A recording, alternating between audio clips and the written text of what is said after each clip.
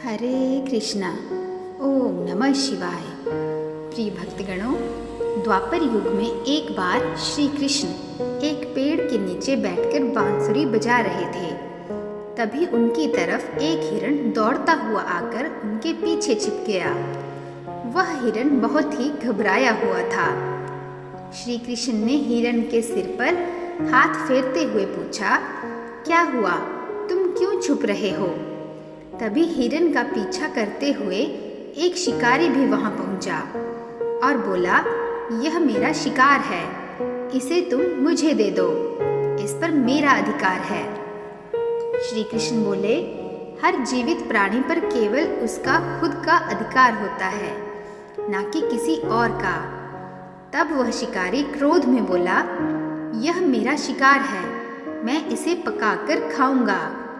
तब श्री कृष्ण बोले, किसी भी जीव को मारकर खाना पाप की श्रेणी में आता है। क्या तुम पाप के भागी बनना चाहते हो? क्या तुम धर्म को नहीं मानते?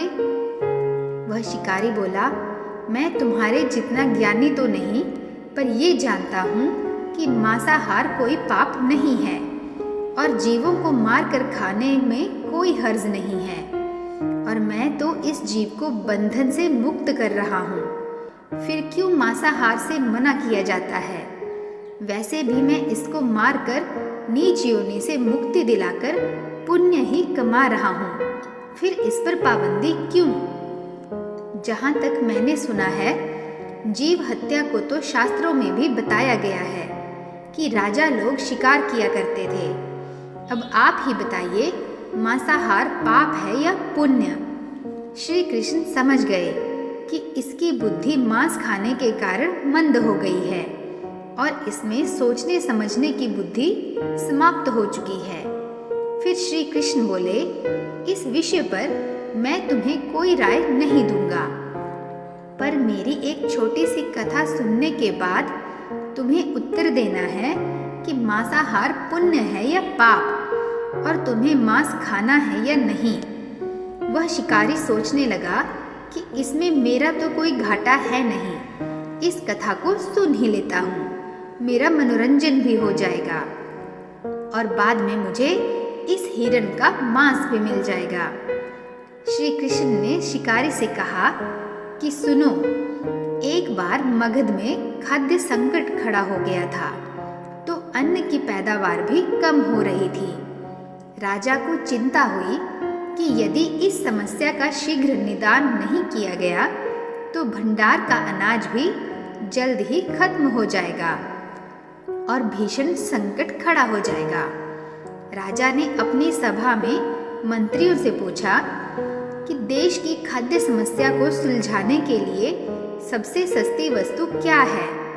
सभी मंत्रीगण सोच में पड़ गए, क्योंकि चावल, गेहूं, आलू आदि पदार्थों को उगाने के लिए बहुत श्रम करना पड़ता है। तब मांसाहार का शौक रखने वाले एक मंत्री ने सोचा कि यही उत्तम अवसर है जिसमें अंधाधुंध शिकार के लिए राजा की अनुमति ले ली जाए। उसने सभा में कहा कि मांसाहार से सस्ता खाद्य पदार्थ कोई नहीं है, इसके लिए धन का खर्च भी नहीं है और पौष्टिक खाना भी मिलता है। सभा में सभी मंत्रीगणों ने इस बात का समर्थन कर दिया, लेकिन मगध के महामंत्री अभी भी चुप थे। राजा ने पूछा, महामंत्री आप चुप क्यों हैं? आपने कोई प्रस्ताव नहीं दिया, आपकी क्या राय है? महामंत्री ने कहा, मैं यह नहीं मानता कि यह कथन सही है कि मांस सबसे सस्ता पदार्थ है, फिर भी इस विषय पर मैं अपनी विचार आपके सामने रखूंगा। महामंत्री उसी रात मांसाहार का प्रस्ताव रखने वाले मंत्री के घर पहुंचे। मंत्री ने इतनी देर रात महामंत्री को अपने घर आते देखा तो वह घबरा गया। किसी अनिष्ट की आशंका से वह कांप गया। महामंत्री ने कहा कि किसी शक्तिशाली शरीर का मांस मिल जाए तो राजा के प्राण बचाए जा सकते हैं। आप महाराज के सबसे विश्वास पात्र हैं, इसलिए आपसे अच्छा और कौन होगा। इसके लिए आप जो भी मूल्य लेना चाहें ले सकते हैं। आप कहें तो इस काम के लिए मैं आपको 1,00,000 स्वर्ण मुद्राएं भी दे सकता हूँ। एक बड़ी जागीर भी आप मांग सकते हैं। बस मैं तलवार से आपका थोड़ा मांस निकाल लूंगा। यह सुनकर मंत्री के चेहरे का रंग उड़ गया। वह सोचने लगा, जब जीवन ही नहीं रहेगा तो 1,00,000 स्वर्ण मुद्राओं का मैं क्या करूंगा, और बड़ी जागीर भी किस काम आएगी। वह अंदर भाग कर गया और अपनी तिजोरी से 1,00,000 स्वर्ण मुद्राओं की पोटली लेकर आया। उसने महामंत्री के पैर पकड़ लिए और उनसे बोला, महामंत्री जी, मैं आपकी 1,00,000 मुद्राओं में अपनी 1,00,000 मुद्राएं और मिलाता हूँ। आप किसी और मंत्री का मांस खरीद लें, किंतु मुझे जाने दें। महामंत्री जी यह समझ चुके थे कि मंत्री को समझ आ गई है, पर महामंत्री ने आगे कहा, आप शरीर से बलवान हैं, आपकी कदकाठी महाराज से मिलती जुलती है, इसलिए वैद्य जी ने खास तौर पर आपका ही नाम लिया है। आपके दान से हमारे अच्छे राजा की जिंदगी बच सकती है।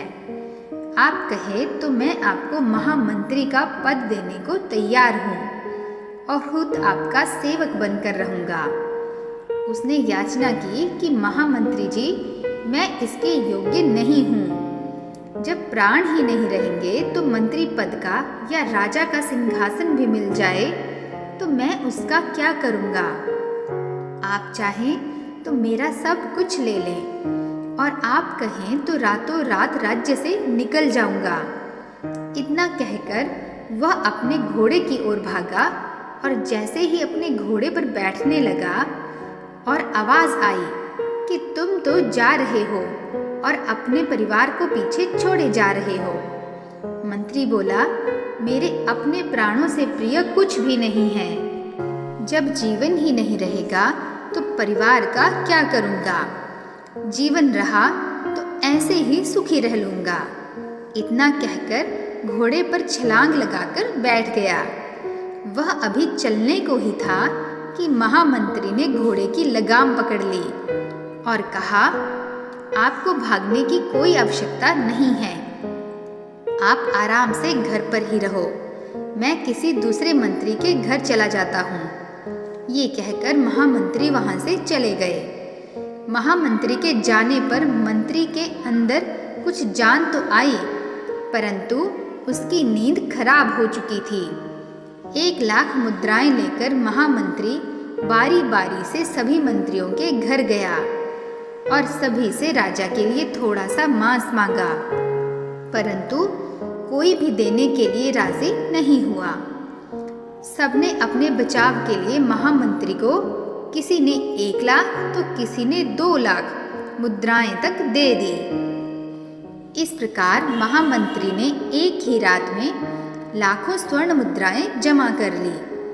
फिर सुबह होने से पहले ही अपने महल में पहुंच गया। अगले दिन राजसभा में सभी मंत्री समय से पहले ही पहुंच गए। सभी यह जानना चाहते थे कि राजा स्वस्थ है कि नहीं, लेकिन किसी ने भी किसी से राज नहीं खोला। सबको राजवैद्य की तलाश थी, क्योंकि उनसे ही उन्हें कुछ सूचना मिल सकती थी। महामंत्री ने सैनिकों को आज्ञा दे रखी थी कि जब तक महाराज राजसभा में न आए तब तक किसी भी मंत्री को घर नहीं जाने दे। राजसभा में आकर अपने सिंहासन पर राजा आ बैठे। सभी मंत्रियों ने सोचा, राजा तो स्वस्थ लग रहे हैं। महामंत्री ने झूठ बोला। उनके बीच यही विचार चल रहा था, पर कोई भी किसी और को कुछ भी नहीं बोल रहा था। तभी महामंत्री ने राजा के समक्ष 40,00,000 स्वर्ण मुद्राएं रख दी। राजा ने पूछा, यह स्वर्ण मुद्राएं किस लिए हैं और कहाँ से आई? मंत्री ने कहा, थोड़े से मांस के लिए इतनी धनराशि जुटाई है, पर मांस नहीं मिला। अपनी जान बचाने के लिए मंत्रियों ने यह मुद्राएं दी हैं। अब आप यह विचार कीजिए कि मांस कितना सस्ता है। राजा को बात समझ में आ गई। उन्होंने प्रजा को अतिरिक्त परिश्रम करने का अनुरोध किया और राजा के अनाज भंडार में से अनाज निकालकर श्रमिकों को दे दिया गया। उन्होंने पौष्टिक सब्जियों की खेती का तुरंत आदेश दिया और उन 40 लाख स्वर्ण मुद्राओं को इस कार्य के लिए और श्रमिकों के कल्याण के लिए खर्च किया गया। इस तरह अनाज तेजी से पैदा होने लगा और कुछ समय बाद मौसम भी अनुकूल हो गया और खेती लहराने लगी। राज्य में खाद्य संकट दूर हो गया। श्री कृष्ण से यह ज्ञान पाकर शिकारी की आंखें खुल गई और उसे ज्ञान की प्राप्ति हो गई। वह जान गया कि मानवता जीवन लेने में नहीं बल्कि जीवन देने में है। शिकारी भगवान श्री कृष्ण के आगे हाथ जोड़कर वापस चला गया और उसने कसम खाई कि वह अपने संपूर्ण जीवन में किसी को भी कभी कोई चोट नहीं पहुंचाएगा। श्री कृष्ण हमें इस कथा के जरिए समझाना चाहते हैं कि हम ये ना भूलें कि जिस तरह हमें अपनी जान प्यारी है उसी तरह सभी जीवों को भी अपनी जान प्यारी होती है।